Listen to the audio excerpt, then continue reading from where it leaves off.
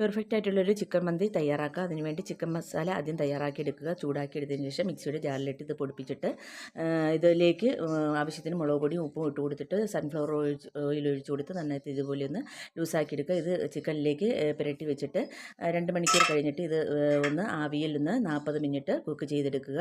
അതിനുശേഷം ഒരു കടായി അടുപ്പത്ത് വെച്ചിട്ട് ഇതിലേക്ക് കുറച്ച് സൺഫ്ലവർ ഓയിൽ ഒഴിച്ചു കൊടുത്തിട്ട് സവാള, ക്യാപ്സിക്കം, വെളുത്തുള്ളി, കുരുമുളക്, മല്ലി, മാഗി ക്യൂബ്, മന്തി മസാല, ഗ്രാമ്പ്, ഏലം, പട്ട ഇട്ട് ചിക്കൻ സ്റ്റോക്കും കൂടെ ഒഴിച്ച് കൊടുത്തിട്ട് ആവശ്യത്തിനുള്ള ഉപ്പും ഇട്ട് നന്നായിട്ടൊന്ന് തിളപ്പിക്കുക. ഇതിലേക്ക് ഊറ്റിയെടുത്ത് അരി ഇട്ട് കൊടുത്തിട്ട് നന്നായിട്ടൊന്ന് വേവിച്ചെടുക്കുക.